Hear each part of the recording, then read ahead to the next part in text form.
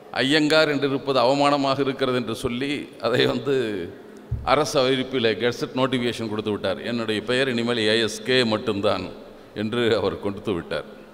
அவர் பகுத்தறிவின் சிகரம் பெரியார் என்ற நூலை, கடவுள் கற்பனையே என்ற நூலை, தங்கம்மா என்கிற ஒரு 600-700 பக்கம் கொண்ட புதினத்தை பெரியாருக்கே படைப்பாக்கியவர். அவர் இங்கெல்லாம் இந்த கறி இருக்காதே, நம்ம கோமாதாவது தானே இருக்கோம் என்று அவர் நினைக்கிறார்.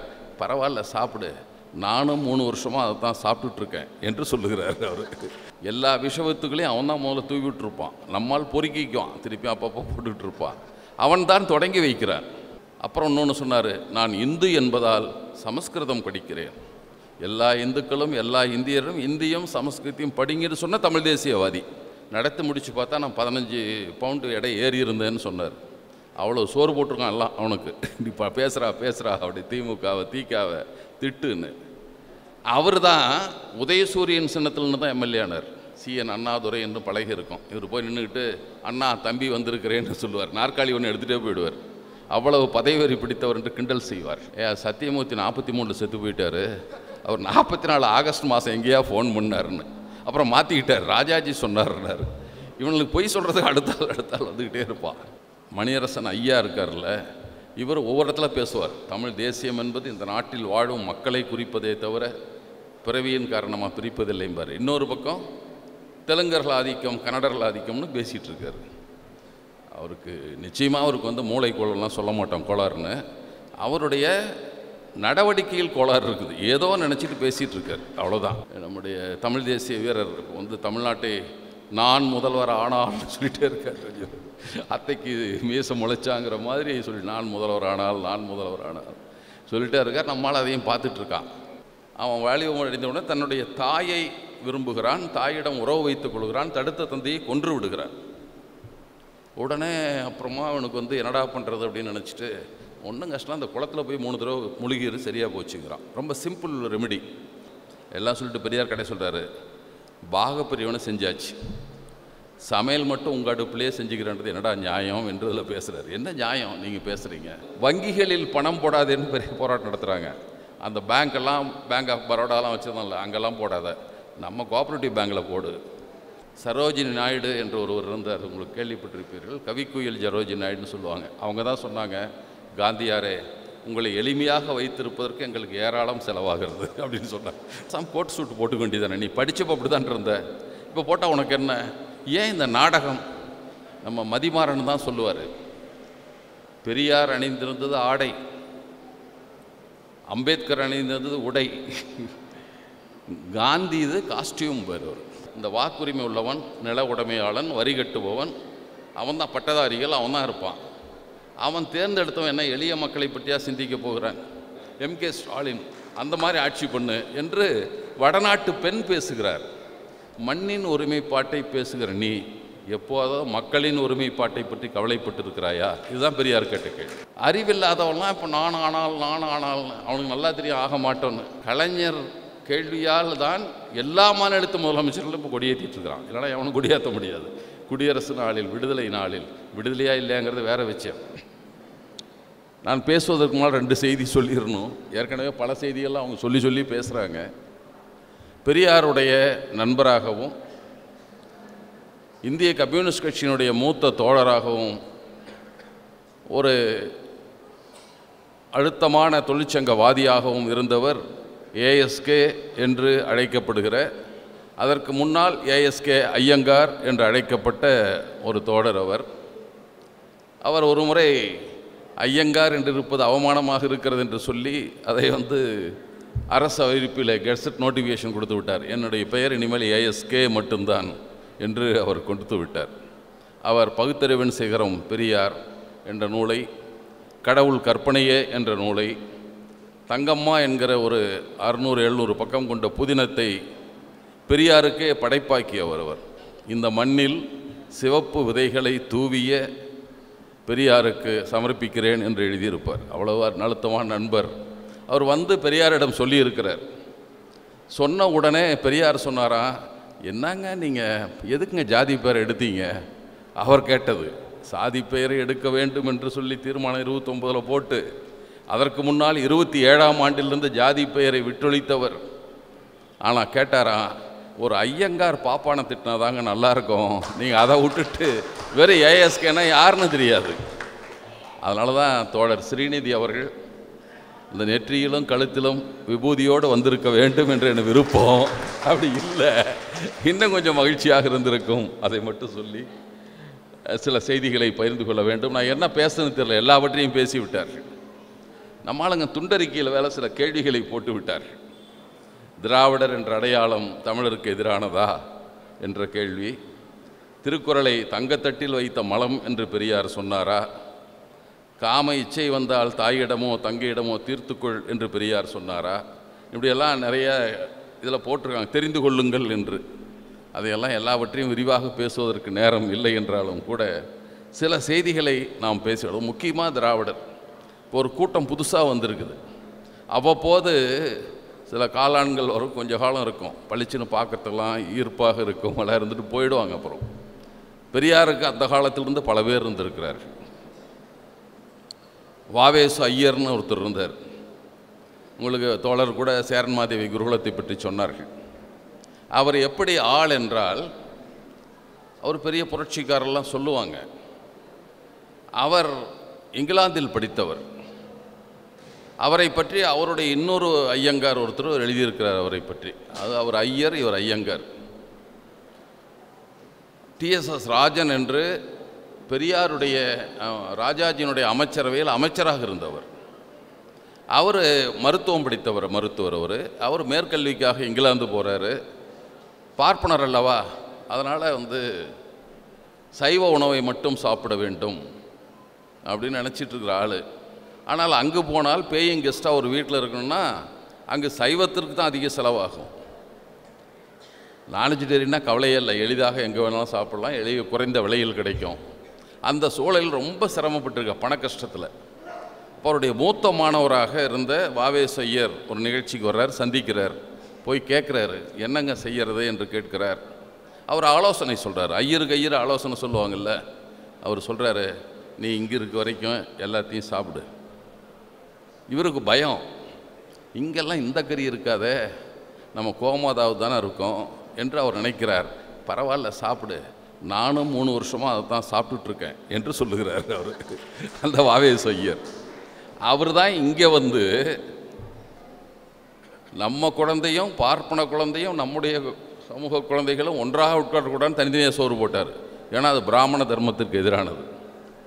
அந்த ஆள் தான் முத பெரியாரும் வரதராஜன் நாயுடு தமிழ்நாடு காங்கிரஸ் கமிட்டி தலைவர். பெரியார் தமிழ்நாடு காங்கிரஸ் கமிட்டி பொதுச்செயலாளர் போது 25 தான் தலைவராகிறார். மீண்டும் பெரியார் மன்னிக்கணும் 1925 தான் ஆகிறார், மீண்டும் தலைவராக ஆனது. அந்த நேரத்தில் இவர் வாவேசு ஐயர் சொல்லுகிறார், இது தமிழ்நாட்டில் நடக்கிற குருகுலம். இந்த குருகுலத்தில் கன்னட தேசத்தானாகிய ராமசாமி நாயக்கரும் ஆந்திர தேசத்தாராகிய வரதராஜன் நாயுடும் கேள்வி கேட்பதில் என்ன நியாயம் என்று சொல்கிறார். எல்லா விஷயத்துக்களையும் அவன் தான் முதல்ல தூவி விட்டுருப்பான், நம்மால் பொறுக்கிக்குவான், திருப்பி அப்பப்போ போட்டுக்கிட்டு இருப்பான். அவன் தான் தொடங்கி வைக்கிறான். அப்புறம் தொடர்ந்தான் நம்ம தலைவர்லாம் வந்தார். மாப்போசி தெரியும், அவர் தமிழ் தேசிய வீரர்.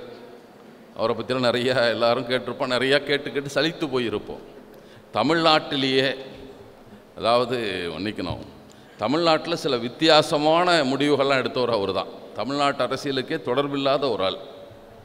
முதல்ல இந்திக்கு ஆதரவு தெரிவித்தவர், அதை நம்ம சொல்லணும்.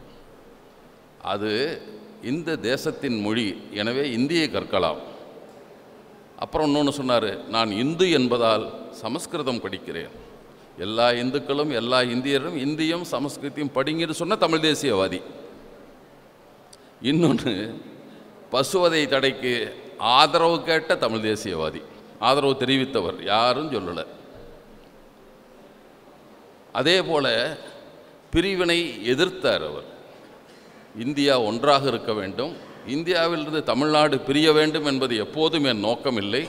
இந்த பிரிவினைவாதிகளுடைய குரலை ஒடுக்குவதற்காகத்தான் நான் தமிழரசு கழகம் என்ற பெயரால் தமிழ் தேசியம் என்பதை பேசிக்கொண்டிருக்கேன்னே சொன்னவர் அவர். ஹிந்து பத்திரிகைக்கே பேட்டி கொடுத்தார். நான் எப்போ பிரிவினை பேசியிருக்கேன், இந்தியாவோடு தான் இருக்கணும் தமிழ்நாடு. இன்னொன்று அதை விட சிறப்பாக சொன்னார். குலக்கல்வி திட்டம் எல்லோரும் கேள்விப்பட்டிருப்பீர்கள், அதை பற்றி அறியாதவர்களே இருக்க முடியாது. நான் முதல் பெரியாரை பார்த்துருக்குறோம். உரையை கேட்டது என்பது நானெல்லாம் 9ஆம் வகுப்பு 10ஆம் வகுப்பு. அப்போது இடைத்தேர்தலுக்கு பெரியார் இங்கே பரப்புரைக்கு வந்தார். அந்த பரப்புரையில் அவர் பேசிய 2 செய்தி. காங்கிரஸ் ஒரு வேட்பாளர், திமுக வேட்பாளராக கந்தப்பன் இருக்கிறார். இப்போ பெரியார் காங்கிரஸுக்கு ஆதரவாக இருந்த காலம் 63. அப்போ அதில் சொன்னார், குலக்கல்வி திட்டத்தை பற்றி மட்டும்தான் சொன்னார். குலக்கல்வி திட்டம் என்று நம்மவர் கல்வியை தடுப்பதற்கான ஒரு முயற்சியை செய்து கொண்டிருக்கிறார்கள். அந்த குலக்கல்வி திட்டத்தை கொண்டு வந்தவரை ஒருத்தர் நிறுத்தியிருக்காரு.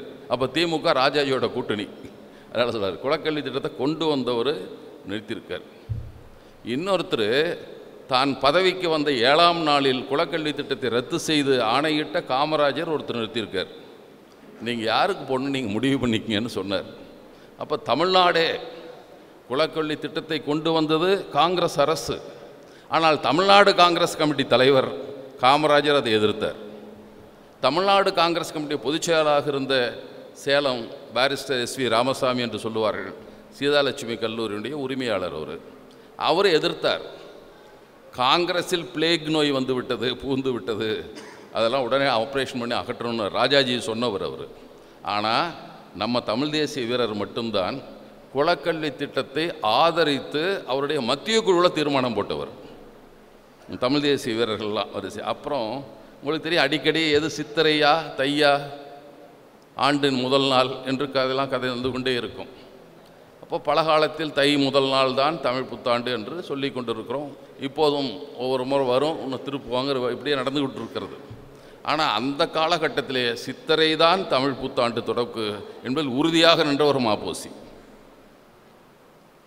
அப்புறம் வந்து தமிழ் தேசியத்தெல்லாம் கோவப்பட்டு தான் அப்புறம் திமுக திராவிட எதிர்ப்பு மாநாடுகளை ஓராண்டு முழுதும் நடத்தினார். ஒரு 51ஆம் ஆண்டு பூராவும் அவருடைய வேலையை திராவிட இயக்க எதிர்ப்பு மாநாடுகள். அதை நடத்தினாலும் முடியல. நடத்தி முடித்து பார்த்தா நான் 15 பவுண்டு எடை ஏறி இருந்தேன்னு சொன்னார். அவ்வளோ சோறு போட்டிருக்கான் எல்லாம் அவனுக்கு. இப்போ பேசுகிறா அப்படி திமுகவை தீக்காவை திட்டுன்னு. அவர் தான் உதயசூரியன் சின்னத்தில்னு தான் எம்எல்ஏ ஆனார். அது வரைக்கும் திராவிட எதிர்ப்பு பேசுனவன் உதயசூரியத்தில் எம்எல்ஏ ஆனார்.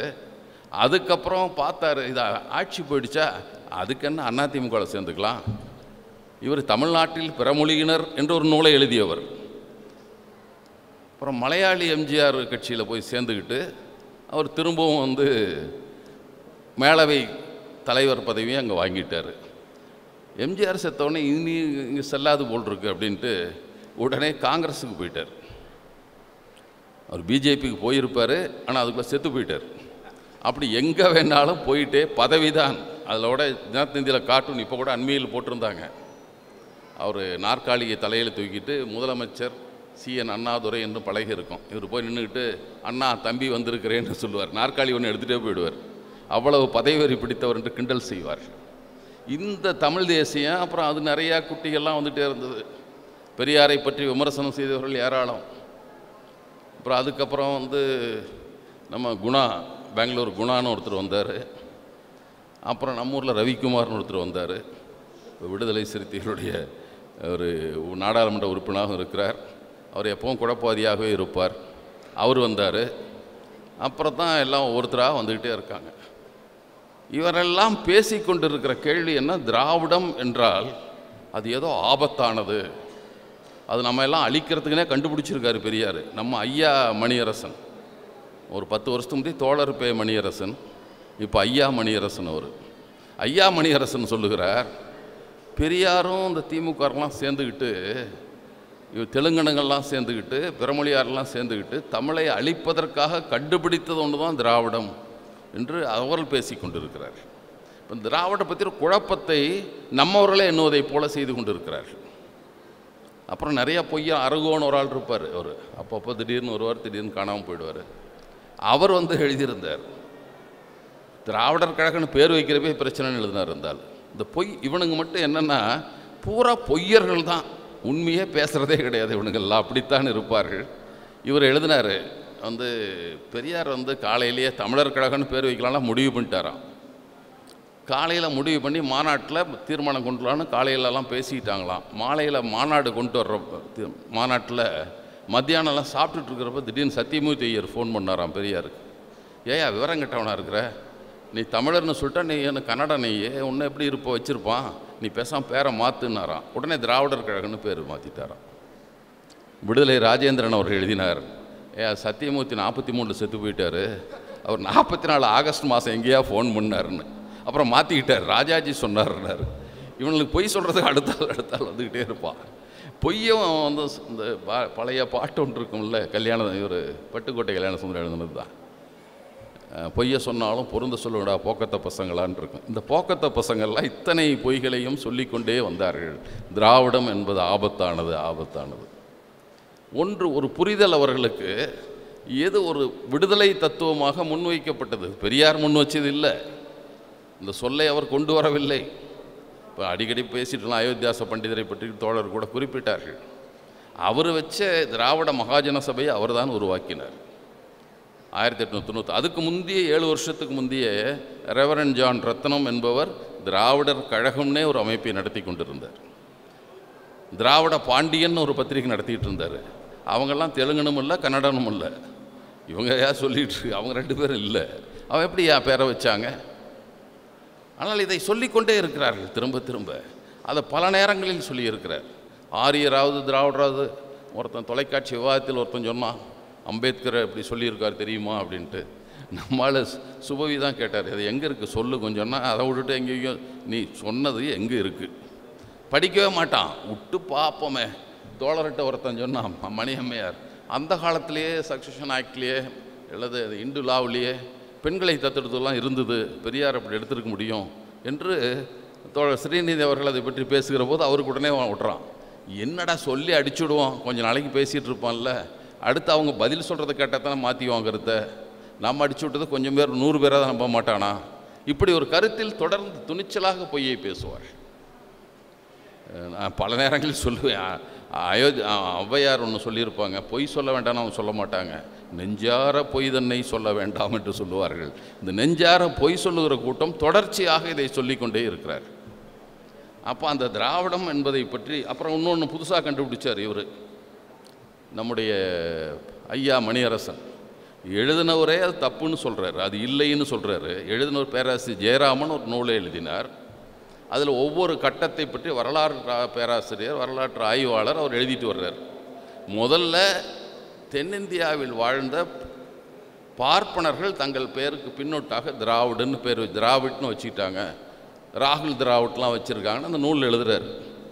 அதற்கு பின்னால் ஒரு பக்கம் தாண்டி திருப்பி எழுதுகிறாரு, இப்போது இந்த இப்போ பின்னால் 19ஆம் நூற்றாண்டுக்கு பின்னால் பண்பாடு கலாச்சாரம் ஆகியவற்றை வைத்துத்தான் இனம் பிரிக்கப்படுகிறது, இப்போது பிறப்பு நடிப்பில் பிரிவிலும் மாறிக்கொண்டு வருகிறதுன்னு எழுதியிருக்காரு. ஆனால் மேலே மட்டும் படித்தவர் கீழே படிக்கலை, படிச்சிருப்பார், நமக்கு எது வேணுமோ அதை மட்டும் எடுத்துகிட்டு சொல்லுவார் அவர். இப்போ திரும்பவும் பேசுகிறார், பெரியாரின் எழுத்து சீர்திருத்தம் பெரியார் செய்யவில்லை, அது செஞ்சது யார் தெரியுமா? அவர் சொல்கிறாரு, பெரியாரில் நேராக தெலுங்கா கன்னடம்லாம் சொல்லலை, எங்கள் தஞ்சை மாவட்டத்து தமிழன் குருசாமி, குத்தூசி குருசாமி தான் எழுத்து சீர்திருத்தம் பண்ணார். மடையா உனக்கு என்னடா தெரியும்? 33லேயே பெரியார் அவருடைய நண்பர் சிங்கப்பூரில் இருந்தார், ஆசி சுப்பையான்ட்டு, திருஞான சம்பந்தர் கிரிமினல் கேஸை என்னமோ ஒன்று எழுதியிருப்பார். எல்லா புறாங்களும் அக்கு வேற அச்சு வேற பிரித்து போடுவார். அவர் எழுத்து சீர்திருத்தம் என்பதை பற்றி ஒரு நூல் எழுதியிருக்கிறார்.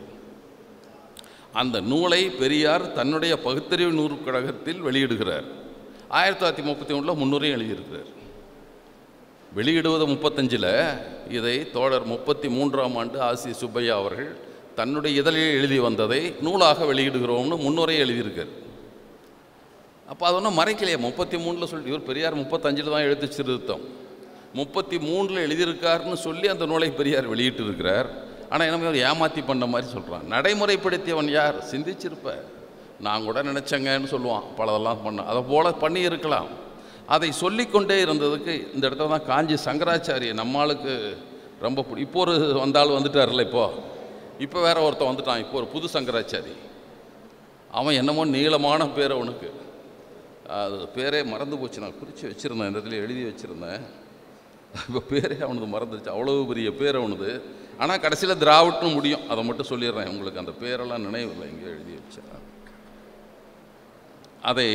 அதை பற்றியெல்லாம் எழுதுகிற போது ஒரு நூலில் எடுத்து அதை சொல்லுகிறார்கள். காஞ்சி சங்கராச்சாரி திராவிட் என்ற சொல்லை பற்றி அவருடைய குரல் தெய்வத்தின் குரலில் எழுதியிருக்கிறார். ஆதியில் விந்திய மலைக்கு வடக்கே உள்ள தேசம் முழுவதும் கௌட தேசம், அதற்கு தெற்கில் உள்ளது முழுவதும் திராவிட தேசம் என்று இருந்தது. கௌட தேசத்தில் வசித்த கௌடர்களை மேலும் பிரதேச ரீதியில் 5ஆக பிரித்தார்கள். அப்படியே திராவிடத்தில் வசித்தவர்களையும் 5ஆக பிரித்திருக்கிறது. இவர்களை பஞ்ச கௌடர், பஞ்ச திராவிடர் என்று சொல்வார்கள். அதை சொல்லிட்டு அப்புறம் சொல்கிறாரு, ஒரு பிரதேசத்திலிருந்து இன்னொன்றுக்கு போனவர்களை அந்த பிரதேச பெயரை வைத்தே குறிப்பிடுவார்கள். மகாராஷ்டிரத்தில் இப்போது பலருக்கு டிலாங் என்று பெயருக்கு பின்னால் வருகிறதை பார்க்கிறோம். டிலாங்னு போடுறாங்க.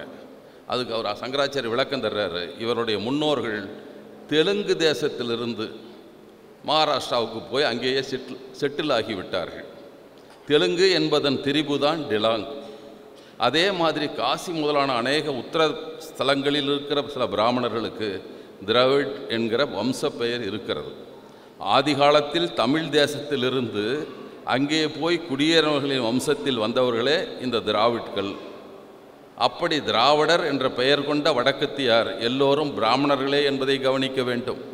அவர் சொல்கிறார், ரேஸ் தியரிப்படி அவர் இனவாதம் சொல்கிறார். ரேஸ் தியரியின்படி பிராமணர்கள் திராவிடர்களுக்கு மாறானவர்கள், விரோதிகள், எதிரிகள் என்று கூட சொல்லலாம். ஆனால் வாஸ்தவத்தில் இன்றைக்கு வடதேசத்தில் தமிழ்நாட்டு பிராமண வம்சத்தவர்களுக்கே தான் திராவிட் என்ற அடைமொழி இருக்கிறது. இதிலிருந்தே திராவிட என்பது பிரேசத்தை குறிப்பதே அன்றி இனத்தை குறிக்கவே இல்லை என்று தெரிகிறதல்லவா. அவர் தப்பிக்கிறதுக்கு ஆரியர் திராவிடரை பிரித்து பார்க்க சங்கராச்சாரி சொல்கிறார். ஆனால் நம்ம சங்கராச்சாரியும் தமிழ் சங்கராச்சாரிகள் இவங்கெல்லாம் இந்த சங்கிகள்லேயே சொல்கிறாங்களோ, ஒன்று தமிழ் சங்கிகள்னு இவங்க வேணால் சொல்லலாம். இவர்கள் அப்படியெல்லாம் ஒரு பொய்யான செய்திகளை சொல்லிக்கொண்டு திராவிடர்னா பெரியாருக்கு தெரியாதா, இவன் இங்கே பாப்பான்லாம் சில பேர் கேள்வி கேட்குறான். பெரியார் அதை சொல்லுவார். என்னிடம் இந்த நாட்டில் வாழும் தற்கால பார்ப்பனர்கள் பெரியார்கிட்ட கேட்குறாங்க, நீ எப்படி அவனை சொல்கிற, இங்கே வந்திருக்க பாப்பான்லாம் அப்படியே நேராக மத்திய ஆயுஷ்னு வந்தானா என்று கேட்டிருப்பார்கள் போல் இருக்கிறது. பெரியார் எழுதுகிறாரு, இந்நாட்டில் வாழும் தற்கால பார்ப்பனர்கள் மத்திய ஆசியாவிலிருந்து குடியேறிய ஆரியர்களின் நேரான சுத்தமான சந்தேகர்கள் அல்ல என்பது உண்மையே. ஆனாலும் அவர்களையும் திராவிடர்கள் என்று ஒப்புக்கொள்ளாமைக்கு காரணம் அவர்களுக்கும் நமக்கும் உள்ள பல்வேறு பண்பு, கலை, ஆச்சாரம், நடப்பு ஆகிய வேறுபாடுகள் தான். நம் கழகத்தில் யாரையும் பிறவி காரணமாக வேறினத்தார் என்று ஒதுக்கவில்லை. பழக்க வழக்கங்களை பார்த்துதான் அவர்களுக்கும் நமக்கும் இருந்த அடிப்படை பேதத்தை கருதித்தான் பிரிவினை செய்கிறோம். இரத்தக் கலப்பு ஏற்பட்டு விட்டதே, ஏன் இன்னும் ஆரியர் திராவிட பிரச்சனையை நாட்டில் நடமாட வேண்டும் என்று நம்மை நையாண்டி செய்யும் தோழர்கள் பார்ப்பனின் உயர்தன்மையை கைவிடவும், அதற்கு ஆதாரமான சாஸ்திர புராண குப்பைகளை கொளுத்திவிடவும், அதற்கு சின்னமான கடவுளை தகர்க்கவும் கேட்டுக்கொள்ளட்டும். பிறகு வரட்டும் நம்மிடம். இந்த ஜாதி வித்தியாசம் காரணமாகத்தானே நாம் ஆரியத்தை எதிர்க்க நேரிடுகிறது. இதைத்தான் பெரியார் சொன்னார். அதுக்கு நிறையா இருக்குது. அதான் பெரியார் திராவிடத்தை பற்றி சொன்ன விளக்கமெல்லாம் ஏரான விளக்கம். அது நிறையா இந்த நம்ம ரத்த பரிசோதனை லிஸ்ட்டை வச்சுக்கிட்டு தான் நான் சில முதல்லலாம் குணாயிஸ்ட்டு கொஞ்சம் பேர் இருப்பாங்க. என்னுடைய வழக்கில் நாங்கள்லாம் ஒரு தடா வழக்கில் இருக்கோம்.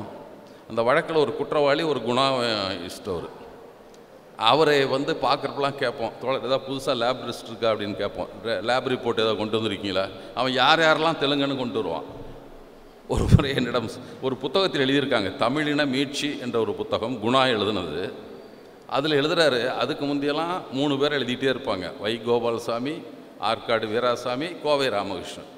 இந்த 3 பேரை தான் எழுதிட்டே இருந்தவர். புதுசாக இப்போ என்ன பண்ணார்னா, வீரமணி, சுபவீரபாண்டியன், இன்னொருத்தர் விடுதலை ராஜேந்திரன் போன்ற பிறமொழியாளர்கள். அடாடே என்னடா அது, இவங்கெல்லாம் எப்படா பிறமொழியாளர்கள்னு அவர்கிட்ட கேட்டேன். தோழர் இந்த லேப் ரிப்போர்ட் அடுத்த வரப்போ கொண்டு வாங்க தோழர்னு கொடுத்தேன். இவர் விசாரிச்சுன்னு சொல்கிறார், வீரமணி மனைவி தெலுங்கா. அதாவது வீரமணி மனைவியினுடைய அம்மா, அப்பா தெலுங்கு இல்லை, தமிழ் தான். அம்மா தெலுங்கா. யாருன்னா வீரமணி மனைவியினுடைய அம்மா. அதனால் இவர் தெலுங்கர். சரி, ராஜேந்திரன் மனைவி தெலுங்குங்க, சரி விடுங்க. சுபவிக்கு சொன்னார் பாருங்க அந்த கதையை, புராணத்தை கூட அவங்க அப்படி எழுத முடியாது. காவிரி பூப்பட்டினம் கடல் கொண்ட போது அங்கிருந்து எல்லாம் வந்தாங்களாம். கடல் பக்கத்துல இருந்து தண்ணி வந்துடுதுன்ட்டு உயரமான இடத்துக்கு போகலான்னு காரைக்குடி போன்ற மேட்டு பகுதிக்கு வந்தாங்களாம்.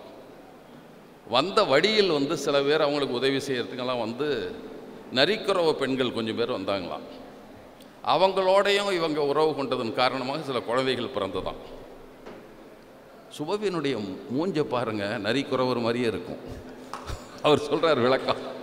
எனவே இவர் நரிக்குறவர் வம்சத்தில் வந்தவர், இவரும் பிறமொழியாளர் தான். 2000 வருஷத்துக்கு இப்படிப்பட்ட ஆராய்ச்சியாளர்கள் தான் இந்த திராவிடத்தை பற்றி பேசிக்கொண்டே இருக்குது. அதெல்லாம் இன்னும் நிறைய லேப் ரிப்போர்ட் இருக்குது, அதெல்லாம் சொன்னால் அவங்களுக்கு ரொம்ப நேரம் ஆகிடும். அது அவங்ககிட்ட மட்டும் லேப் ரிப்போர்ட் அப்பப்போ கேட்டோம்னா யார் பிடிக்காதவங்களாம் தெலுங்குன்றுவான். அவ்வளோதான், அவனுக்கு தெலுங்குன்னா என்னடா இருந்துட்டு போகிறான், உனக்கு என்ன போகுது. இந்த நாட்டில் அவன் அனாதை இப்பெல்லாம் சொல்கிறாங்கல்ல, ஏதோ நாடற்றோர் என்று சொல்லுகிறோம். அவங்கெல்லாம் எங்கே போவாங்க? இந்த மணியரசன் ஐயா இருக்கார்ல, இவர் ஒவ்வொரு இடத்துல பேசுவார். தமிழ் தேசியம் என்பது இந்த நாட்டில் வாழும் மக்களை குறிப்பதே தவிர பிறவியின் காரணமாக பிரிப்பதில்லைம்பார். இன்னொரு பக்கம் தெலுங்கர்கள் ஆதிக்கம், கன்னடர்கள் ஆதிக்கம்னு பேசிகிட்டு இருக்கார். அவருக்கு நிச்சயமாக அவருக்கு மூளை கோளாறுலாம் சொல்ல மாட்டோம் கோளாறுன்னு, அவருடைய நடவடிக்கையில் கோளாறு இருக்குது. ஏதோ நினச்சிட்டு பேசிகிட்டு இருக்கார், அவ்வளோதான். ஏன்னா அவர் பணத்தை விரும்புவார்னு நினைக்கல. அது சீமானுக்கு நின்று போச்சு, அவருக்கு எங்கே வரப்போகுது. அதனால் அப்படியெல்லாம் பேசுவார் நினைக்கல. என்ன கோளாறு என்பது கொஞ்சம் காலில் தெரியும்னு நினைக்கிறோம். இப்படி சில பேர் தான் அதை சொல்லிக்கொண்டே இருக்கிறார், திரும்ப திரும்ப சொல்கிறாங்க. பெரியார் தமிழை காட்டு மிராண்டி மொழி என்றார், அப்படி கொஞ்சம் பேர் சொல்லிகிட்டே இருப்பான். அவர் சொன்னார், ஆமாம் தமிழை காட்டு மிராண்டி மொழி என்று சொன்னார், அது உண்மைதான். ஆனால் அவர் எதுக்கு சொன்னார்னா, இதை பல முறை சொல்லியிருக்கிறேன், தமிழ் காட்டு மிராண்டி காலத்து மொழி நாகரீக காலத்திற்கு, பகுத்தறிவு காலத்திற்கு, யாதும் ஊரே யாவரும் கேளிர் என்ற காலத்திற்கு, யாயும் யாயும் யாராகியரோ என்ற காலத்திற்கு இந்த தமிழ் பயன்படுமா? நீ இப்போ எழுதுகிற என்னடா இலக்கியம் இருக்கு, அங்கே சங்க காலத்தை சொன்னால யாயும் யாயும் யாராகியரோ, யாவரும் ஊரே யாவரும் கேளிர், எல்லாரும் சொந்தக்காரன்னு சொன்ன காலம் இருந்ததில்ல, அந்த இலக்கியமாக இப்போ தமிழில் இருக்குது. வேஷத்தமிழரை அல்ல உண்மை தமிழரை கேட்கிறேன், சொல்லுங்கள் கேட்கிறேன், நீங்கள் சொல்லும் சமாதானத்தை பல ஆயிரம் புத்தகமாக அச்சு போட்டு வெளிப்படுத்துகிறேன். இது தலையங்கத்தில் எழுதுகிறார், வாயில் பேசலை, எழுத்தில் எழுதி சொல்கிறார். அப்படி ஏதாவது இருந்தால் எழுதி கொடு, தமிழ் இப்போல்லாம் முற்போக்கான சிந்தனைகளை கொண்ட நூல்களை வெளியிடுகிற இலக்கியங்களை கொண்ட மொழின்னு சொல்லு, நான் எழுதிக்கிறேன், எனக்கு ஒன்றும் பிரச்சனை இல்லையே, நீ அதை சொல்லலைங்கிறதானே எனக்கு கோபம். இதைத்தான் பெரியார் சொன்னார். எது அவர் அந்த தமிழை ஏற்றுக்கொள்கிறார். யாயும் யாயும் ஆராகியரோ, யாதும் ஊரே யாவரும் கேளிர், இதை ஏற்றுக்கொள்கிறார். இன்னொன்று, இவர் சனியனான தமிழைன்னு பெரியார் சொன்னாராம். பெரியார் சனியன் தமிழன்றாராம். அதுக்கு எதுக்கு சொல்கிறாருன்னா, ஒரு புலவம் பாட்டு பாட்டிருக்கான் அந்த காலத்தில். இவன் அந்த 2 வரி தோழர் தானே சொன்னீங்க, வாட்ஸ்அப் யூனிவர்சிட்டி, அதில் மாதிரி 2 வரியை படிச்சுட்டு சொல்லிடுவான். நம்மால் பத்திரிக்கையே தலைப்பு செய்தியை மட்டும் தான் படிப்பான், கீழே படிக்க மாட்டான். இப்போ விடுதலை ராஜேந்திரன் அவர்கள் இப்போ ஒன்று எழுதியிருந்தார், ஆணவ படுகொலையை பற்றி எழுதுகிற போது சட்டம் மட்டும் போதாதுன்னு தான் எழுதியிருந்தார். அது மக்களிடம் கொண்டு போய் அந்த செய்திகளை பரப்ப வேண்டும். அதனால தான் மனிதம் நம் அடையாளம், ஜாதி நமக்கு அவமானம் என்ற பயணங்களை பரப்புரைகளை செய்து கொண்டிருக்கிறோம். இப்போ ஆரம்பித்து நடந்துகிட்டு இருக்கு. சென்னை மாவட்டத்தில், திருப்பூர் நடத்துகிறாங்க, இங்கே கூட இப்போ நேற்று இளைஞரணி தீர்மானம் செய்திருக்கிற நம்ம மாவட்டத்தில் நடத்துறதுக்கு இதை நாம் செய்து கொண்டிருக்கிறோம். அவர் ஆணவ சட்டம் மட்டும் போதாதுன்னு சொன்ன உடனே விடுதலை ராஜேந்திரன் ஆணவ சட்டத்தை இயற்றக்கூடாது என்று எதிர்ப்பு தெரிவிப்பது எதனால் அப்படின்னு ஒருத்தன் எழுதுகிறான். ஒருத்தன் எழுதுனா பரவாயில்ல, ஒரு முக்கிய பொறுப்பிலுள்ள ஒருவர், மக்கள் அதிகாரம் என்ற அமைப்பு, ஒரு இடதுசாரி அமைப்பு, அதனுடைய பொறுப்பாளர் என்னை என்ன தோழர் ராஜேந்திரன் இப்போ எழுதியிருக்காரு அப்படின்னாரு. தோழர், பேப்பரில் ஹெட்லைனை படிச்சுட்டு பேசுகிற மாதிரி நீங்களும் பேசாதீங்க தோழர், பூரா படிங்க தோழர் அப்படின்னா. திரும்ப நான் அவனை அனுப்புகிறேன், நீங்கள் படிங்கன்னு. தோழர், என்னமோ நான் படித்து அப்படி இருந்தேன், அதே எழுத்து தான், அதே பத்திரிக்கை தான், அப்படியே தான் இருக்குது, நீ எப்படி தோழர் உங்களுக்கு மட்டும் மாறுன்னு சொன்னேன். நம்ம தோழர்களே அவசரத்தில் ஒருத்தன் சொல்லிட்டா அதை நினச்சிக்கிட்டே படிக்கிறது, அவனுக்கு அப்படியே எழுத்து தெரியும் போல் இருக்கு. இப்படி பல பேசி கொண்டிருக்கிற காலத்தில் தான் பெரியாரும் சொன்னார். ஒரு புலவன் பாடியிருக்கான், அடக்கெடுவாய் பல தொழிலும் இருக்க தமிழ் அதிகமென்றே கற்றுவிட்டோம் அறிவில்லாமல். அவர் சிலதான் திடமுளமோ கணமாட களக்குளத்தாட செப்பிடு வித்தைகளாட தெரிந்தோம் இல்லை, தடமுலை வேசையராய் பிறந்தோம் இல்லை, சனியனான தமிழை விட்டு தையலார்தம் இடமிருந்து தூது சென்று பிழைத்தோம் இல்லை, என்ன ஜென்மம் எடுத்து உலகில் இருக்கின்றோமோ அப்படின்னு எழுதுகிறார் ஒருத்தர். அதில் தமிழ் படித்தால் பிச்சை கூட கிடைக்கவில்லை என்று 100 ஆண்டுகளுக்கு முன்பே ஒரு தமிழ் கற்ற அனுபவ புலவர் மேற்கண்ட பாடலில் சொல்லியிருக்கிறார்னு பெரியார் எழுதியிருக்கார். விட்டான், பெரியார் தாங்க சொன்னார் அதை. அப்புறம் இவர் சொன்னார்ல, நம்ம அண்மையில் நம்முடைய தமிழ் தேசிய வீரர் தமிழ்நாட்டை நான் முதல்வர் ஆனால்னு சொல்லிகிட்டே இருக்கார். அத்தைக்கு மீசம் முளைச்சாங்கிற மாதிரி சொல்லி நான் முதல்வர் ஆனால் சொல்லிகிட்டே இருக்கார். நம்மளால் அதையும் பார்த்துட்ருக்கான். பெரியார் இந்த மாதிரி சொன்னார். அது கூட வேண்டாமான்னு நினச்சேன். தோழர் கூட கேட்டார். இது ஸ்ரீமத் பாகவதம் என்பது நாம் எழுதுனதில்லை, அவன் ஐயருங்க எழுதுனது. 3வது அத்தியாயம் 12வது மண்டத்தில் 30வது ஸ்லோகம். அது ஆங்கிலத்தில் இருக்குது, வடமொழியிலும் இருக்குது, தமிழில் இருக்குது. மட்டும் படிக்கிறேன். தந்தையே, அவன் சொல்கிறான் அதில், நீங்கள் உங்களை சிக்கலாக்கி கொள்ள முயலும் இந்த செயலை வேறு எந்த பிரம்மாவாலும் வேறு யாராலும் முந்தைய கல்பங்களில் உங்களாலும் முயற்சி செய்யப்படவில்லை. எதிர்காலத்தில் யாரும் முயற்சி செய்ய துணிய மாட்டார்கள். நீங்கள் பிரபஞ்சத்தில் உயர்ந்தவர். உங்களுடைய மகளுடன் உடலுறவு கொள்ள விரும்புவது மற்றும் உங்கள் விருப்பத்தை கட்டுப்படுத்த முடியாமல் இருப்பது ஏன் அப்படின்னு கேட்குறான். பிரம்மாவை பார்த்து இவன் கேட்குறான், அப்பா நீ நல்லா தான் இருந்த, எப்படி நாசமாக போயிட்டு நீ மகளோட போய் இப்படி பண்ணியிருக்கியே என்று சொல்லி, எப்படி நீ இப்படிலாம் வச்சுக்கிற, மகளோட உறவு வச்சுக்கலாமா என்று சொல்லிட்டு கீழே சொல்கிறான். நீங்கள் மோஸ்ட் பவர்ஃபுல் பீயிங், நீங்கள் மிகவும் சக்தி வாய்ந்தவராக இருந்தாலும் உங்கள் குணாதிசயங்கள் பொதுவாக மக்களால், ஆன்மீக மக்களால் பின்பற்றப்படுவதால் இந்த செயல் உங்களுக்கு பொருந்தாதுன்னு சொல்கிறான். அதை பக்கத்தில் நான் கோவையில் பேசினேன் பெரியார் பிறந்த நாளில். உன்னை இந்து முன்னணிக்காரன் அடுத்த நாள் ஆர்ப்பாட்டம் பண்ணானோ, எங்கள் தமிழ் கடவுள்கள்லாம் கேவலப்படுத்திட்டேன்னு. நான் அடுத்த ஒரு கூட்டம் போட்டோங்க, திராவிட இயக்கமும் ஈழ விடுதலையும் என்ற தலைப்பில் ஒரு கூட்டம். அதை சொன்னேன், உனக்கு இருந்தால் அந்த புஸ்தகத்தை போய் கொளுத்திட்டு போ, அதில் சொன்னதை நான் படித்தேன், அது கேவலமாக இருக்கா, நீ கொளுத்திறத எங்கிட்டையும் கேள்வி கேட்டுட்ருக்கிற. ஒரே ஒரு காரணம் தான் இருக்க முடியும், அதை ஆரம்பிக்கிறப்போ தமிழில் தந்தையே அப்படின்னு ஆரம்பிக்கிறான். இந்த கோஷ்டிகள்லாம் தந்தைனா பெரியார் மட்டும்தான் தெரியும். அப்படி தான் அவங்களும் ஏற்றுக்கிட்டு இருக்கனால தான் உடனே தந்தைனா பெரியார் ஞாபகம் வந்துருச்சு உனக்கு. அட பெரியார் தான் பார்த்து இப்படி ஒருத்தன் கேட்டான் போல். பாகவத்தில் போயா பெரியாரை பற்றி கேள்வி கேட்பான். நிறைய கதை இருக்குது. திருவிளையாடல் புராணத்தில் மாபாதகம் தீர்த்த படலம்னு ஒன்று இருக்குது. எல்லா இடத்துலையும் நம்மால் சாமி பாம்பாக வரும், திடீர்னு பார்ப்பன உருவம் எடுக்கும், அப்படி தான் எழுதுவான் கதையெல்லாம். இதில் தான் உண்மையிலே ஒன்று எழுதிடுறான். அவந்தி நாட்டு பார்ப்பனன் அவன் வாலிபம் அடைந்த உடனே தன்னுடைய தாயை விரும்புகிறான், தாயிடம் உறவு வைத்துக் கொள்கிறான், தடுத்த தந்தையை கொன்று விடுகிறான். உடனே அப்புறமா அவனுக்கு என்னடா பண்ணுறது அப்படின்னு நினச்சிட்டு, ஒன்றும் கஷ்டம், அந்த குளத்தில் போய் 3 தடவை முழுகிடு சரியாக போச்சுங்கிறான். ரொம்ப சிம்பிள் ரெமெடி. போனோடனே குளத்தில் குளிச்சுட்டா போதும் என்று சொல்லுகிறார்கள். இது திருவிளையாடல் புராணத்தில் மாபாதகம் தீர்த்த படலம்னே இருக்குது. நீ இந்த கதையை வச்சுக்கிட்டு இதை பெரியார் ஒரு கூட்டத்தில், பெரியாருடைய சாவுக்கும் கடைசி கூட்டம் பேசுனது 19ஆம் தேதி 19/12/1973 கடைசி கூட்டம். இந்த உரை 17/11/1973 கும்பகோணத்தில் பேசுகிறார். புத்தகமாக இருக்கிறது. அதில் இந்த கதையை எடுத்துக்காட்டி, இப்படியெல்லாம் கதையை வச்சுக்கிட்டு, ஆபாச கதையை வச்சுட்டு, இந்த மதத்தில் என்ன வாடாங்கிறானே நீங்கள் போவீங்களா என்று கேட்கிறார் மக்களை பார்த்து. அதை மேலையும் கிளையும் விட்டான். இந்த கொட்டேஷன் மட்டும் பெரியார் இவர் சொன்னார்னு சொல்லிடுறான். இதுதான் நடக்கிறது. இப்படி பல செய்திகளில் பொய்களையே பேசி கொண்டிருக்கிறார்கள் நிறைய இடத்துல. இப்போ நீங்கள் ஏதாவது தமிழ் கோஷ்டி இருந்தால் பாருங்கள், இந்த தேவிகுளம் பீர்மேடு இதுக்கெல்லாம் காரணம் யார் தெரியுங்களா? இந்த ராமசாமி நாயக்கர் பண்ணது தான். இல்லைன்னா அது போயிருக்காது. வரலாறாத உனக்கு தெரியுமா? ஏதாவது படிச்சிருக்கீங்களா? முதல்ல காங்கிரஸ் கட்சியே ஏற்றுக்கொள்ளவில்லை. உங்களுக்கு சில விஷயங்களை காங்கிரஸ்காரனும் மானமுள்ள தமிழர் நிறைய பேர் இருந்திருக்கான். ஆனால் காமராஜர் காலத்தில் அந்த ரெண்டையும் என்ன தேதியில் ஒரு தீர்மானம் போடுறாங்கன்னா, சில வரலாறுகளை நாம் பேச வேண்டிய தேவை இருக்கிறது. 21/15/55 அதிலிருந்து 24/11/55 வரைக்கும் ஒரு விவாதம் நடக்கிறது சட்டமன்றத்தில். தேவிகுளம் பீர்மேடு தமிழ்நாட்டோடு இணைத்தாக வேண்டாம், முதல்ல அறிக்கை கொடுத்தவன் அது இதோட இணைச்சிடலான்னு கொடுத்துட்டான். அதற்காக சட்டமன்றத்தில் விவாதம் நடந்து ஒரு தீர்மானம் நிறைவேற்றுகிறார்கள்.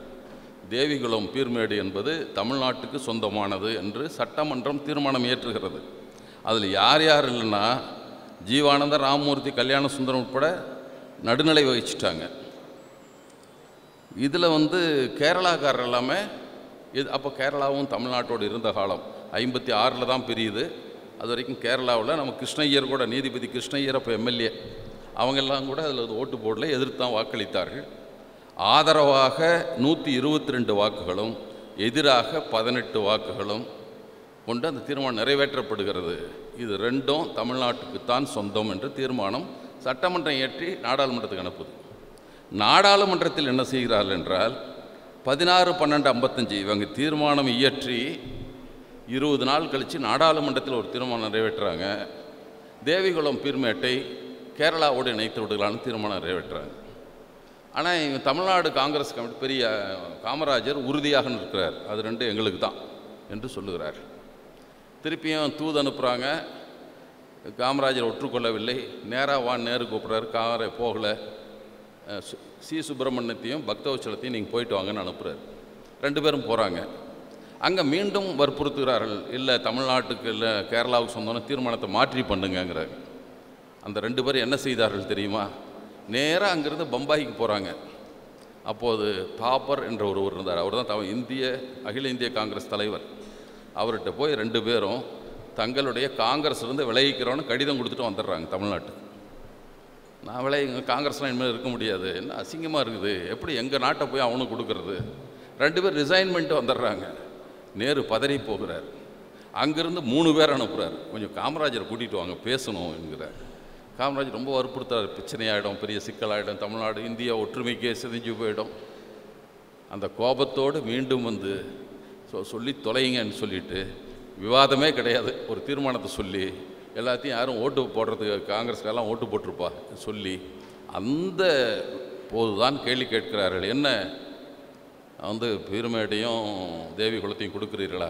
அட குளமாவது மேடாதுப்பா, எல்லாம் தமிழ்நாட்டை தான்ப்பா இருக்குது என்று அப்போது தான் காமராஜர் சொன்னார். முதல் முறை அல்ல, இத்தனை எதிர்ப்புக்கு பின்னால் ஏற்றுக்கொண்டார்கள். காங்கிரஸ்காரனே அப்படி இருக்கிறப்போ ஏதாவது பெரியார் இயக்கம் இவங்கெல்லாம் ஏற்றுக்கொண்டு இருப்பார்களா? எப்படி ஏற்றிருப்பாங்கன்னு சொன்னால், பெரியாருக்கான பல தீர்மானங்களை நம்முடைய மத்திய குழுவில் மத்திய திராவிட கழகத்திலே மத்திய குழு தீர்மானம் நிறைவேற்றுகிறது. அதே மாதிரி பலவற்றை சொல்லலாம். இப்போ நம்ம ஆதித்தனார் இன்னொரு பெரிய தமிழ் தேசிய தலைவர், அவர் தமிழ் பேரரசு கட்டலான்னவர். தமிழ்நாட்டையும் இலங்கையும் சேர்த்து தமிழ் பேரரசு, இங்கேயே ஒன்றும் இல்லையா, அங்கே போய் இவர் கட்டுறாராம். கோரையேறி ஏதோ பண்ணிக்கணும், வானங்கிரி வைரத்து காட்டுறாங்க ஒரு கதை சொல்லுவாங்கள்ல, அது மாதிரி அவர் சொன்னார் தமிழ் பேரரசு அமைக்கப் போகிறோம் என்று. அதற்கெல்லாம் யார் இடையூறுனா தெலுங்கனும் தமிழ்னு தான்.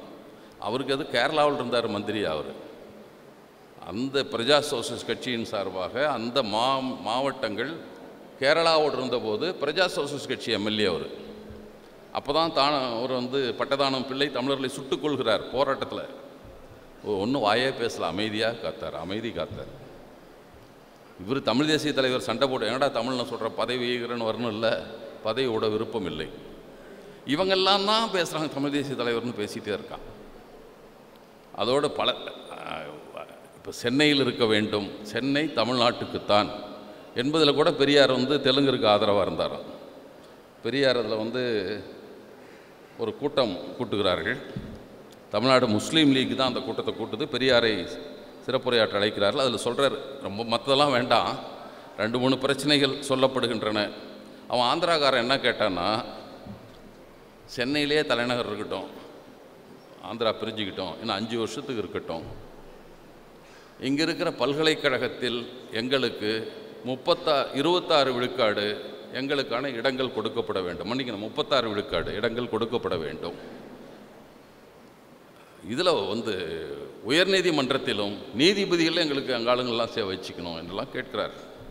அது பெரியார் நிறையா பேசியிருக்க, அதெல்லாம் வேண்டாம், சென்னையில் கொஞ்ச நாளைக்காவது இருக்க வேண்டும் என்கிறார்கள். எல்லாம் சொல்லிட்டு பெரியார் கடை சொல்கிறாரு, பாகப்பிரிவினை செஞ்சாச்சு. சமையல் மட்டும் உங்கள் அடுப்புலேயே செஞ்சுக்கிறேன்றது என்னடா நியாயம் என்றதில் பேசுகிறார். என்ன நியாயம் நீங்கள் பேசுகிறீங்க? இதை பற்றி பேச்சே எடுக்கக்கூடாது. காமராஜர் தந்தி கொடுக்குறார், இது இரத்த களரி ஆகிவிடும் தமிழ்நாடுன்னு. இவரை போய் சொல்கிறான். வரலாறை படிக்காதவர்கள், தெரியாதவர்கள், அல்லது படித்தாலும் சொல்ல விரும்பாதவர்கள் திராவிட இயக்கத்துக்கு எதிராக. அதை விட என்ன சிறப்பென்றால், இந்த தேவிகுளம் பெருமேட்டுக்காக போராட்டம் நடக்கிறது. செங்கோட்டையில் போராட்டம். திராவிட முன்னேற்ற கழகத்தைச் சேர்ந்த 110 பேர் போய் போராடுறாங்க.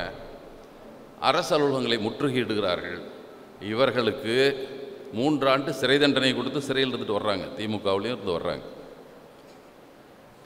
தென் மாவட்டங்களில், கன்னியாகுமரி மாவட்டத்தில் அப்போ ஜான் என்ற அந்த மாவட்ட செயலர் தலைமையில் போராட்டம். அவர்களும் கைது செய்து சிறையில் இருந்தார்கள்.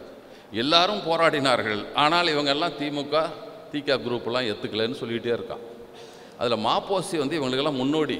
தைரியமாக எழுதுவார். எனது போராட்டம்னு இஷ்டத்துக்கு கதை எழுதுவார். அவர் அப்படி தான் எழுதி வச்சுட்டார். இருந்தாலும் யார் நம்ம புத்தகத்தை படிக்க போகிறோன்னு தைரியத்தில் எழுதிட்டார். இப்போ தான் திருப்பியும் படிக்கிறோம்.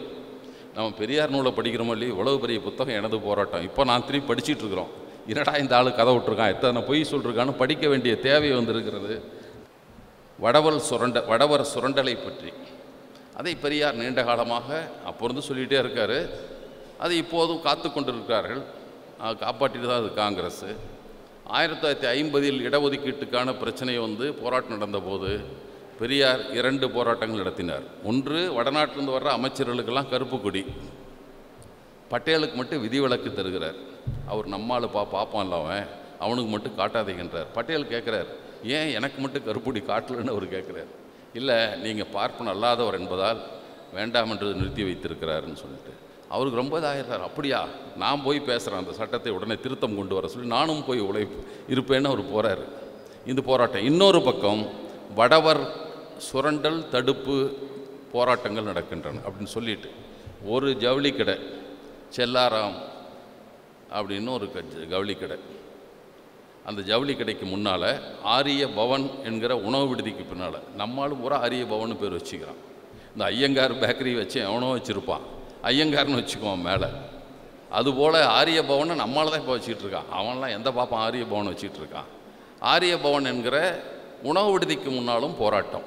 2 போராட்டங்கள் 4 நாள் நடந்த உடனே தமிழ்நாடு முழுதும் இருக்கிற வடவர் கடைக்கு முன்னாலும் போராட்டம். என்ன, மக்களை தயவுசெய்து அந்த கடையில் போய் வாங்காதீங்க, பக்கத்தில் நம்மால் கடை இருக்குது, அங்கே போங்க. இப்படித்தான் வங்கிகளில் பணம் போடாதேன்னு பெரிய போராட்டம் நடத்துகிறாங்க.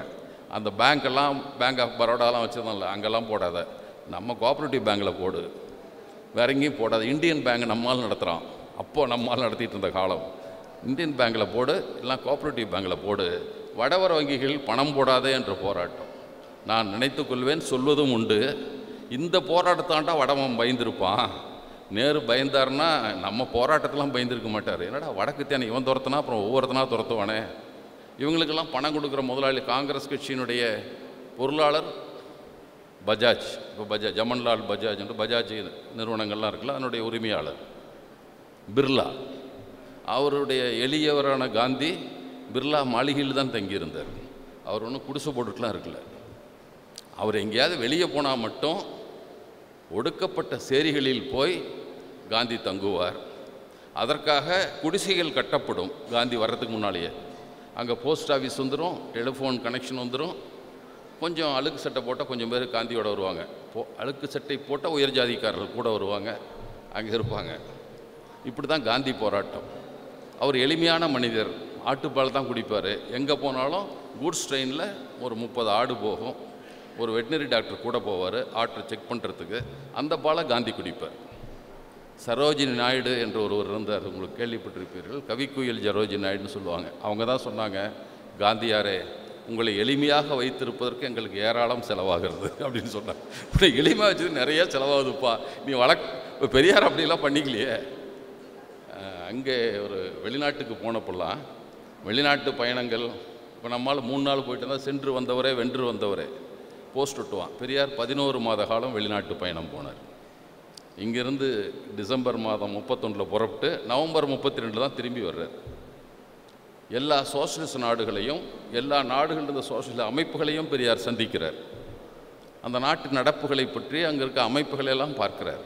ரஷ்யாவில் மட்டும்தான் 3 மாதம் தங்கினாரே தவிர மற்ற இடத்துலாம் ஒவ்வொரு நாட்டிலையும் 15 நாள் தங்கித்தான் வருகிறார் அவர். ஆனால் அவரெல்லாம் கூட பேச அங்கே போனால் பார்த்தாராம், அப்படியே போய் ஹார்பரில் பார்த்துருக்காரு, பழைய துணி விற்றுட்டு இருந்துருக்குது, ஒரு கம்பளி கோட்டு வாங்கி போட்டுக்கிட்டாரு. அவ்வளோதான். இது எதுக்கு 3 நாளில் போடவா போகிறோம் ஊரில் போய், அதுக்கு எதுக்கு விலை போட்டு வாங்கணும், ஒரு கம்பளி கோட்டு போட்டு வந்துட்டார். காந்தி எழுதினார் வட்டமேஜை மாநாட்டுக்கு போனப்போ, நீ ஏன் இந்த கட்டிக்கிட்டு போய் அங்கே கூழில் விரைச்சி போகிற, பேசாமல் கோட் சூட்டு போட்டுக்க வேண்டியதானே, நீ படித்தப்போ அப்படி தான் இருந்த, இப்போ போட்டால் உனக்கு என்ன, ஏன் இந்த நாடகம்? நம்ம மதிமாறன் தான் சொல்லுவார், பெரியார் அணிந்திருந்தது ஆடை, அம்பேத்கர் அணிந்திருந்தது உடை, காந்தி இது காஸ்டியூம் பேர், அது காஸ்டியூம் காந்தி, இது அவர் எளிமையாக காட்டுறது காஸ்டியூம் அது என்று சொல்லுவார். அப்படிப்பட்ட நிலைகள்லாம் இருந்தது. ஆனால் அப்படியெல்லாம் நம்ம இருக்கலையே. நம்ம வடவர் சுரண்டல் என்பது அண்ணாவுடைய, நான் பல இடங்கள் சொல்லுவதுண்டு, அண்ணா பணத்தோட்டம் என்கிற ஒரு நூலை எழுதியிருக்கிறார். அண்மையில் கூட நம்முடைய ஆடி செந்தில்நாதன் அதை பதிப்பு செஞ்சு வெளியிட்டார். அது ஒரு நம்முடைய பொருளாதார கொள்கையை பற்றி பேசுகிறது. வடவர்கள் எப்படி வங்கியின் மூலமாக நம் பணத்தை போட வைத்து அவன் எடுத்துக்கிறான், திருப்பி கட்டுறதில்லை, ஆனால் பணம் டெபாசிட் பண்ண நாம தான் இருப்போம், ஆனால் அவன் எடுத்துக்கிறான், எப்படி செய்கிறார்கள் என்பதை மிக விரிவாக எழுதியிருப்பார். அது இன்றைக்கும் கூட பொருத்தமான நூல் அது. அதனால தான் பணத்தோட்ட திருப்பி மறுபதிப்பு செய்தார்கள். திராவிடர் கழகம் கூட நூற்றாண்டு அப்போ போட்டாங்க, திராவிடர் கழகம் அதை வெளியிட்டு இருந்தார்கள் பணத்தோட்டத்தை. அப்படித்தான் அதையெல்லாம் நாம் அதை தெளிவுபடுத்துகிறோம். திராவிடர் இயக்கம் இதையெல்லாம் நம் மக்களை சுரண்டிலிருந்து பாதுகாக்க வேண்டும், இழிவிலிருந்து பாதுகாக்க வேண்டும், அவருடைய ஆளுகையிலிருந்து, அவருடைய சர்வாதிகாரத்திலிருந்து காப்பாற்ற வேண்டும். அவன் சட்டம் என்ன வேணாலும் ஏற்றிக்குவான் என்பது என்ன நியாயம்? பெரியார் அரசியல் சட்டம் மோசடின்னு அந்த காலத்தில் சொல்லிகிட்டே இருந்தார். பல காரணங்களை சொன்னார். முதல் காரணம், ஓட்டு போட்டவன் யார்? வாக்களித்தவர்கள் அப்போதுக்கு 14 விழுக்காட்டினருக்கு தான் வாக்குரிமை இருந்தது, எல்லாருக்கும் இல்லை. மத்திய சட்டமன்றம் என்று இருந்தது. அப்போ அதுக்கு பார்லிமெண்ட்டுன்னு பேரில் மத்திய சட்டமன்றம், சென்ட்ரல் அசம்பிளி தான். அதற்கு வாக்களிப்பதற்கு 4% பேருக்கு தான் வாக்குரிமை. மத்திய சட்டமன்றத்து உறுப்பினர்களும் மாநில சட்டமன்றங்களால் தேர்ந்தெடுக்கப்பட்ட அனுப்பப்பட்டவர்களும் தான் அரசியல் நிர்ணய சபையில் உறுப்பினர்கள்.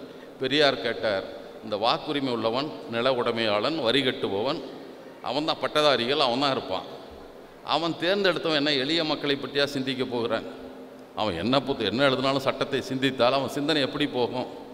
நம்ம உயர்நீதிமன்ற நீதிபதிகள் இருக்கிறார்கள், பெரும்பாலும் போராட தேவையில்லாத ஜாதியில் பிறந்தவன் தான் எல்லாம், அவனுக்கு எல்லாமே கிடைச்சிடும், ஒன்றும் போராடவே வேண்டாம்.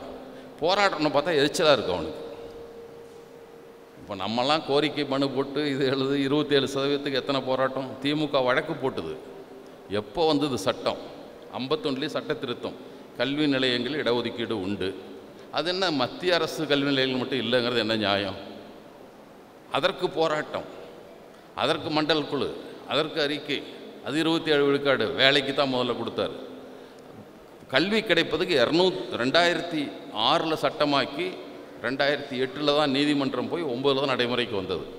58 ஆண்டுகள் கழித்தான் நமக்கு கிடைச்சது கல்வியில். அதையும் முழுசாக நிரப்ப மாட்டான். ஆனால் அந்த நீதிபதிகள் யார் உட்கார்ந்துட்டு பேசுகிறவன்? 9 நீதிபதிகள் உட்கார்ந்து மண்டல ஆணையம் செல்லும் என்று சொல்லிவிட்டார்கள். ஆனால் 2 பேர் உட்கார்ந்துக்கிட்டு சரியான சென்சஸ் இல்லை, சென்சஸே எடுக்கல, 31ஆம் ஆண்டு எடுத்தது தான், அதை வச்சு நான் எப்படி பண்ணணும்? 2 பேர் உட்காந்துக்கிட்டு ஸ்டே ஆர்டர் கொடுக்குறான். கல்வியில் இடஒதுக்கீடு வந்தபோது அரிசத் பசாயத்துன்னு ஒருத்தர் தான், இன்னொருத்தன் பேர் எனக்கு என்னமோ பாண்டே, 2 பேர் தடையாணை, 9 பேர் தீர்ப்புக்கு எதிராக 2 பேர் தடையாணை கொடுக்குறான். நம்ம உச்சநீதிமன்ற தீர்ப்புக்கு எதிராக நம்ம சாமிநாதர் GR சாமிநாதன் கொடுத்தால எச்சரியில் உருளான்னு, அது மாதிரி அவன் கொடுக்குறான். எந்த திமிரு அவங்களுக்கு ஏன் வருது? எண்ணம் ஏன் வருகிறது? போராட தேவையில்லாத ஜாதியில் வந்தவர்கள். கல்வி உரிமை வேணும்னு போராட வேண்டியதில்லை. 10% என்ன போராட்டம் நடத்துது? உயர் ஜாதி ஏழைகளுக்கு 10 விழுக்காடு இடஒதுக்கீட்டுக்கு மனு கொடுத்தானா, போராட்டம் பண்ணானா? இவனா கூட்டி போய் கொடுக்குறான், இந்தாப்பா வச்சுக்கோ.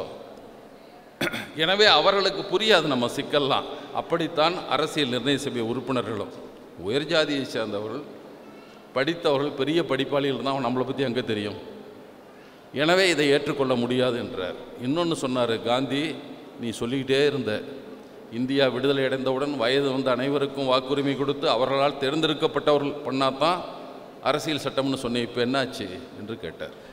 46லேயே கொண்டு வந்துட்டானே, விடுதலை கூட 47ல் வந்தது, அரசியல் நிர்ணயம் 46ல். பெரியார் மட்டும்தான் கான்ஸ்டியூஷன் என்பது கான்ஸ்டியூஷன் இஸ் ஏ ஃப்ராட் என்று சொன்னார். ஃப்ராட், இதே சொல்லை, ஒரு மோசடி என்பதை தொடர்ந்து பெரியார் சொல்லிக்கொண்டே இருந்தார். அம்பேத்கரும் சொல்லிட்டார், 53 நாடாளுமன்றத்தில் நான் எரிக்க போகிற முதல் நாளாக தான் இருப்பேன், இட் சூஸ் நோபடி என்று சொன்னார். எனவே இந்த நிலைகளை நம்ம இயக்கம் நடத்தியவர்களை பார்த்துத்தான் உயர் ஜாதியினர் அல்லது உயர் வர்க்கத்தை சார்ந்தவர்களுடைய தூண்டுதல் நமக்கு எதிரான பரப்புரையை எப்படியாவது செய்து நம்மீது நம்பகத்தன்மையை, பெரியாரை என்ன நினைத்தது சமூகம்? பெரியாரை அதாவது பெரியாரை பொறுத்தவரை அவர் மக்களின் 95 விழுக்காட்டு மக்களுக்கு நம்பிக்கைக்கு எதிரானவர். கடவுள் நம்பிக்கை எதிராக தான் இருந்தார். 95% அல்லது 90 கூட வச்சுக்கங்க. 90% மக்களுக்கு எதிரான கருத்தை விதைத்து கொண்டிருந்த, பேசி கொண்டிருந்த பெரியாரை தமிழ் சமூகம் ஏற்றுக்கொண்டது. அவர்களுக்கு தெரிந்தது, இவர் நம்பிக்கைக்கு எதிராக இருக்கலாம், நம் நலனை பாதுகாக்கிறவர் இவர்தான் என்பதை தமிழ் சமூகம் தெரிந்து வைத்திருந்தது. நீ என்ன வேணாம் சொல்லிட்டு போடா, அவர் என்னமோ பேசட்டும்பா, அவர் நம்மால் தான். அப்படி இல்லைனா எப்படி இவர் கூட இருப்பார்? நம்முடைய குன்றக்குடி அடிகளார் பெரியார் இறந்த பின்னால் அவருக்கு பிறந்த நாள் வருகிறது. அப்போ அறிக்கை விட்டார், பெரியார் இல்லாத தமிழ்நாட்டில் என் பிறந்த நாள் என்று எழுதுகிறார். அவர் ஒரு சாமியார் எதுக்கு பெரியாரை பற்றி எழுதணும்? அவருக்கு அவ்வளவு ஆழமாக மனதில் பதிர்ந்தது பெரியாரையத்தை பற்றி, பெரியாரை பற்றிய சிந்தனை. அப்படி தான் இருந்தார் அவர். இப்போ மக்களுக்கு நம்பிக்கை வந்தது. அந்த நம்பகத்தன்மையை சீர்குலைக்க வேண்டும். இப்போ நினச்சிட்டு இருக்கான். அன்றைக்கி ஒரு ஹிந்தி வீடியோ ஒன்று பார்த்தேன். ஒரு பொம்பளை சண்டை போடுறா, என்ன ஆட்சி நடத்திட்டுறீங்க அங்கே தமிழ்நாட்டில் பாரு, எம்கே ஸ்டாலின்ங்கிற அவர் இனிஷியலோட சொல்கிறா அந்த பொம்பளை, வடநாட்டு பொம்பளை, எம்கே ஸ்டாலின் அந்த மாதிரி ஆட்சி பண்ணு என்று வடநாட்டு பெண் பேசுகிறார். அந்த நம்பகத்தன்மை மக்கள் மனதில் ஏறுகிறது. நாம் போய் செயற்கையாக உண்டாக்கவில்லை, அவர்கள் புரிந்து கொள்ளுகிறார்கள். புரிந்து கொள்ளது அங்கே விவாதிக்கப்படுகிறது, பேசுகிறார்கள். நான் தோழர்களோட பேசியிருந்தேன். நம்ம வானதி சீனிவாசன் அடிக்கடி எல்லாம் பேசிகிட்டே இருப்பாங்கல்ல, நம்ம பற்றி எதாலும் பேசிகிட்டே இருக்கோம். தமிழிசை அளவுக்கு மோசம் இல்லை, ஆனால் பேசிக்கிட்டே தான் இருக்கும். ஆனால் அவங்க கூட பக்கத்தில் ஒரு வீடியோ வந்திருந்தது, பேசுனாங்க, நீ என்ன தமிழ்நாட்டை போய் அங்கங்கன்னு பேசிகிட்டு இருக்க, தமிழ்நாட்டை பற்றி பேசுனா மேலை நாட்டோட ஒப்பிட்டு பேசு, இங்கே இந்தியாவில் இருக்கலாம் பேசக்கூடாது. நம்ம கோபமாக கேட்குது.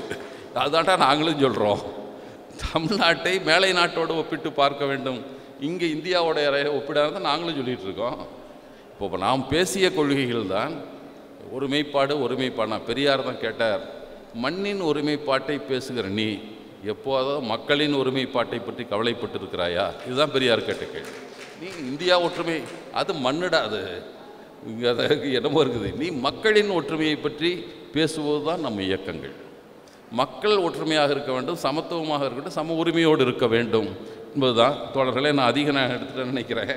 நான் இதை அதனால தான் தோழர்களே, இந்த நேரத்தில் நாம் மக்களிடம் பேச வேண்டிய செய்திகள் என்பது நாம் தொடர்ந்து ஏன்னா இதை நாம் தமிழ்நாடு மேலும் மேலும் வளர வேண்டுமென்றால், அமைதியான தமிழ்நாடு நீடிக்க வேண்டுமென்றால், ஏன்னா இப்போ உள்ளே வர்றேன்னு சொல்கிறான். எப்படி திருட வந்தால் ராஜாஜி தான் ஒரு முறை சொன்னார், இந்திய எதிர்ப்பின் போது கடுமையாக நடந்து கொண்டார். திருடன் உள்ள நுழைஞ்சாக்க எது கிடைச்சாலும் எடுத்து அடிக்க வேண்டியதான்னார். நாம் நுழைஞ்ச திருடன் இல்லை, திருடனை விரட்டுறதுக்கு தடி எடுத்தோம் நம்ம. ஆனால் இப்போதும் அதைத்தான் சொல்ல வேண்டும்.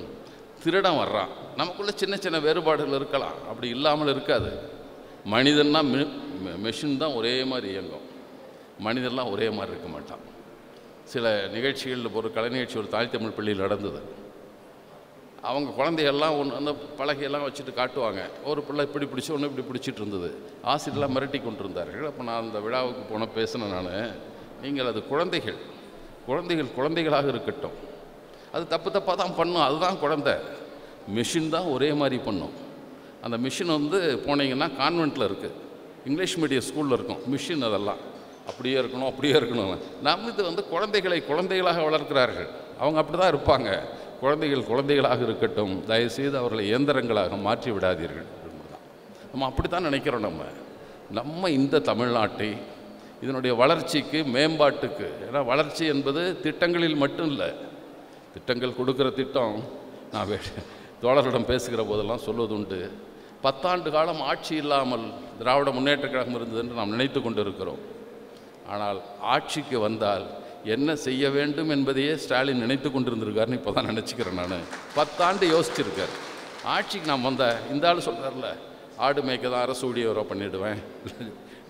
எங்கள் ஊரில் 1000 பேருக்கு கொடுத்துடலாம், ஆடு கூட ஆளுக்கு ஒரு பட்டி வாங்கி கொடுத்துடலாம். எங்கே மேய்ப்ப? மேய்க்கிறதுக்கு நிலம் எங்கே? நீ வந்து ஆட்டை வாங்கி கொடுத்துட்டா போதுமா? எங்கே மேயும்? நீ கொஞ்சம் யோசிச்சிட. காற்றை சுவாசித்து கொண்டு இருக்குமா அது?